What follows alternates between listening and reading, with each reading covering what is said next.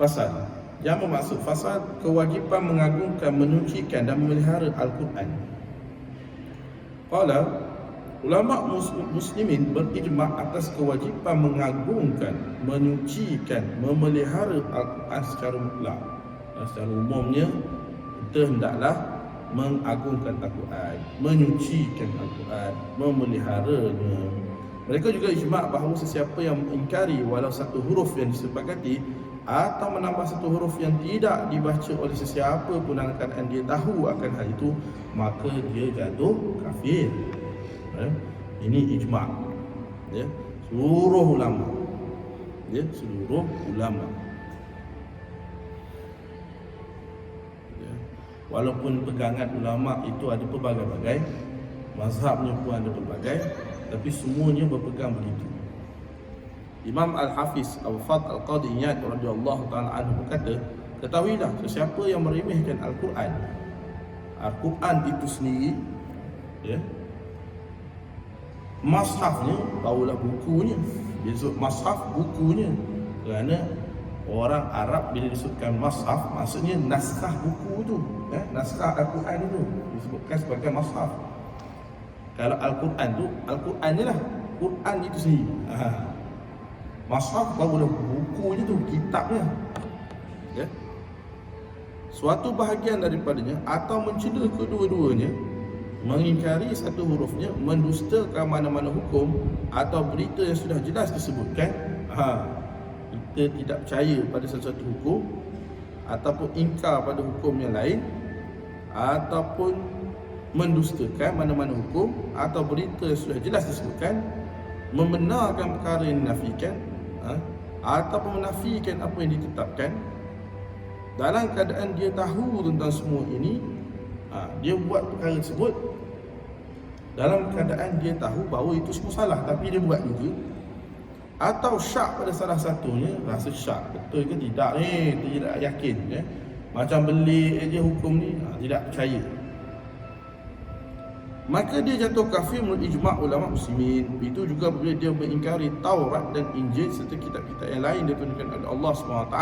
Maksud di sini adalah kitab Taurat, Injil dan kitab-kitab wahyu yang asal lah yang diturunkan, ya. Ada pun yang sudah berada sekarang, sekiranya ada sekalipun, nescaya tidak ada jaminan bahawa ia adalah satu yang asal, yang asli datangnya daripada Allah Subhanahu Wa Taala. Kufur terhadapnya, mencelanya ataupun meremehkannya, maka dia jatuh kafir. Itu hukum, ya.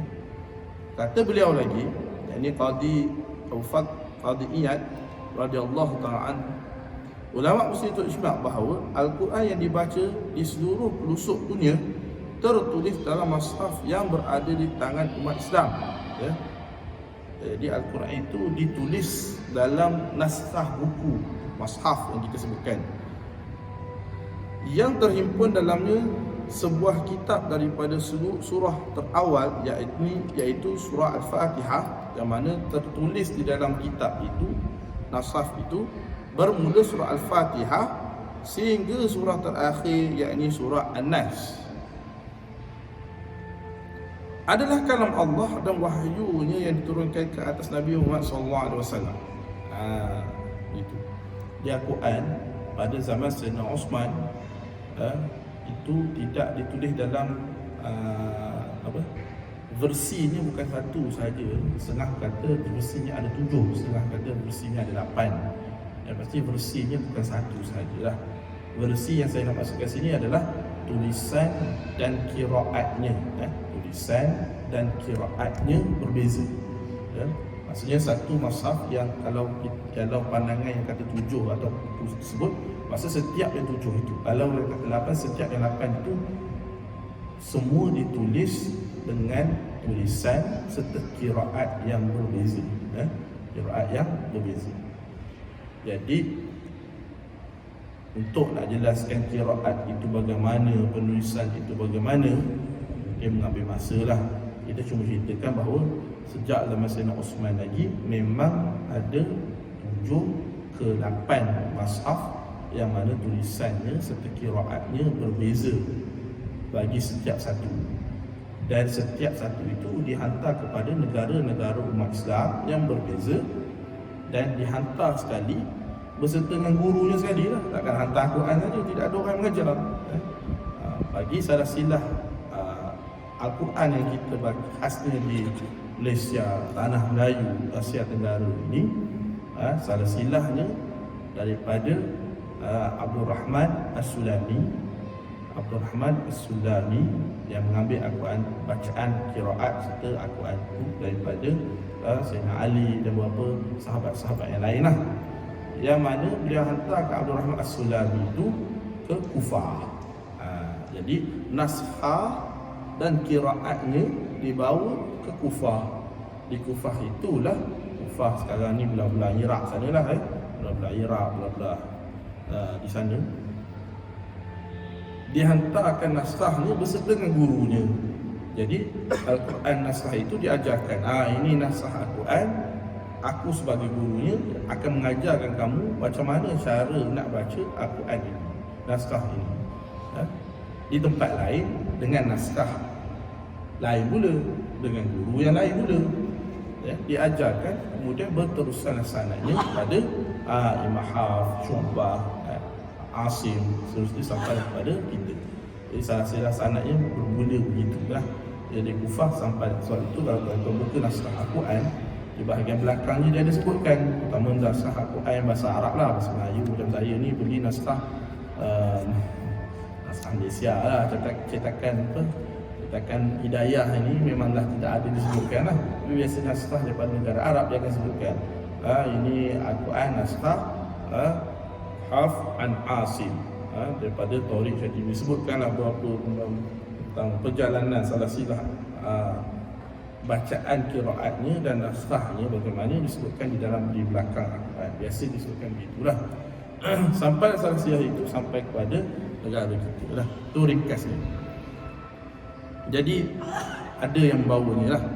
Seluruh kandungannya benar, dan sesiapa yang mengurangkan satu huruf dengan sengaja, menggantikannya dengan huruf yang lain, menambah satu huruf pada tempat itu yang sebenarnya ia tidak termasuk daripada mushaf yang diijma' dan disepakati umat Islam, serta bukanlah ayat Al-Quran secara ijma' juga, dalam keadaan dia melakukan semua itu secara sengaja, maksudnya dia tahu salah tapi dia buat dulu, maka dia jatuh kafir.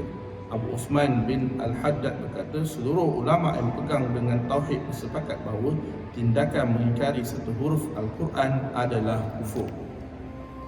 Fuqaha Baghdad bersepakat meminta Ibnu bukan Shanabuz, sepatutnya sebutan dia Syambuz, sebutannya patut Ibnu Syambuz Al-Muqri.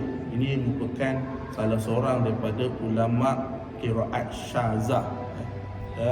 Dalam ilmu Al-Quran ini, ilmu qiraat ini, ada dimasyhurkan 4 qiraat yang disebut sebagai syazah.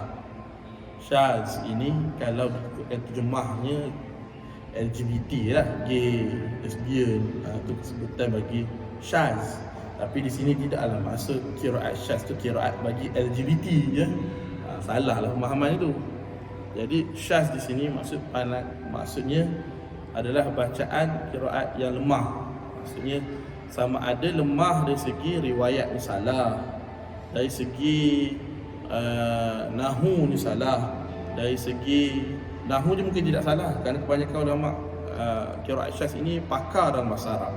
Mungkin dari segi riwayatnya, mungkin dari segi mutawatirnya salah, ataupun tidak tepat, ataupun tidak meriwayatkan begitu oleh guru-guru yang masyhur dalam bidang qiraat, maka jatuhlah ia menjadi syaz.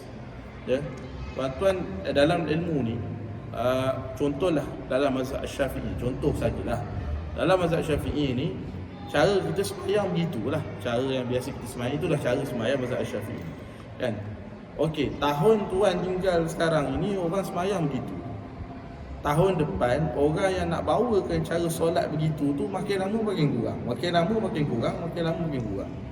Sekiranya begitu, 10 tahun yang kemudian, tuan-tuan agak berapa orang akan meriwayatkan cara sembahyang macam itu, sekiranya lah kurang. Bila sudah kurang, sudah pastilah kaedah cara mazhab Syafi'i itu akan tenggelam bila tiba-tiba 20 tahun kemudian orang muncul kata inilah teknik cara sembahyang mazhab Syafi'i. Ni contoh saja tuan-tuan.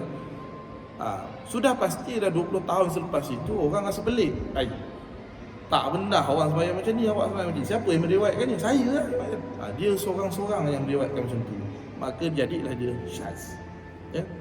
Jadi satu mutawatir itu penting. Mutawatir itu maksudnya pergi mana-mana pun orang akan buat benda yang sama, keadaan yang sama, pegangan yang sama. Ya?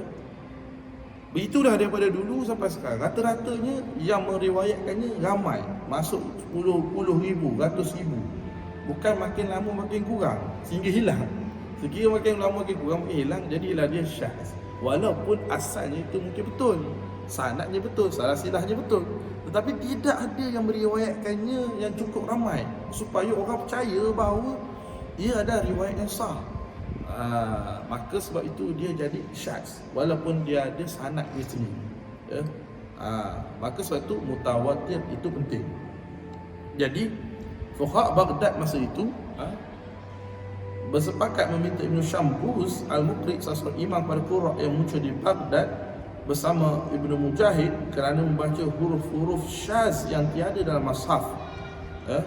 Maksudnya membaca qiraat dengan huruf-huruf yang tidak masyhur, tidak mutawatir, tidak ada riwayatnya begitu, dan menyuruh orang yang lain membaca kepadanya. Mereka setuju menyuruhnya supaya menghentikan perbuatan itu. Ulama-ulama bersepakat supaya kita kena hentikan perbuatan dia ni. Berdasarkan sejarah, kebanyakan ulama-ulama qiraat syaz ini adalah mereka yang mahir dalam bahasa Arab. Tuan-tuan pusing dah macam mana bahasa Arab, mereka tahu nak uraikan macam mana, mereka tahu nak i'rabnya macam mana. Kereta ni mahir. Tapi masalahnya sebab itu kemahiran di dalam bahasa Arab ini tidak semestinya begitu apa yang kita tahu itu yang mesti Al-Quran kena buat. Tidak. I'rab itu mesti mengikut pada riwayat Al-Quran, bukan Al-Quran mengikut kepada i'rab. I'rab itu walau macam mana pusing dia, mesti kena mengikut cara bagaimana riwayat Al-Quran itu.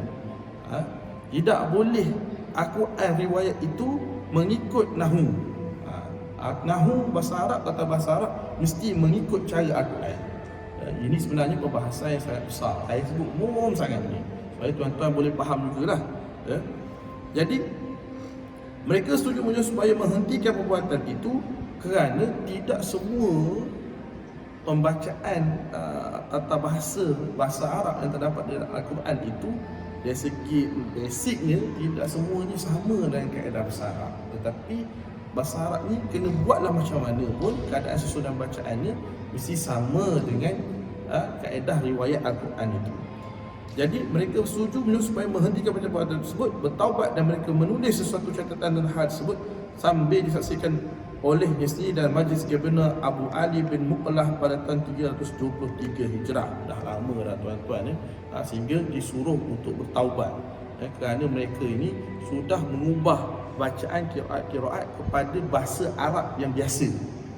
Jadi Al-Quran itu tidak boleh kita pakai tata bahasa yang biasa Arab guna. Dia mesti lain. Tidak semudah itu. Tidak semudah itu.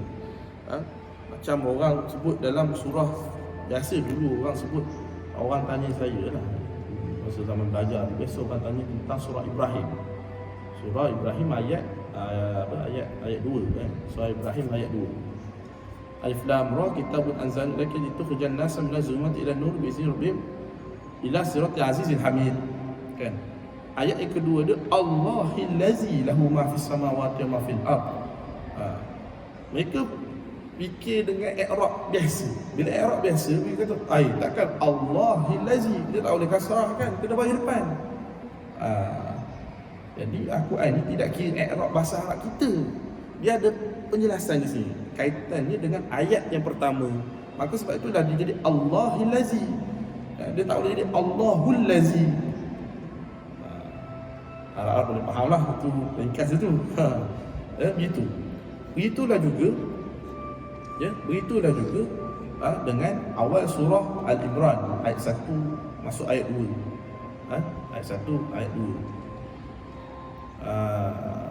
Alif Lam Mim, Allahu la ilaha illa huwal hayyul qayyum. Jadi bila buat sambungkan bacaan, mereka tidak tulis, tidak ada dalam riwayat sebut, mesti sambung dengan Alif Lam Mim Allahu la ilaha illa huwal hayyul qayyum. Tidak ada riwayat itu. Walaupun dalam i'rab ni mungkin boleh. Alif Lam Mim Allah. Boleh juga Alif Lam ni nak letak baris bawah, lebih ringan. Alif Lam Mim Allahu la ilaha illa huwal hayyul qayyum. Tidak buat begitu. Mudah ada, kan tidak ada riwayat begitu.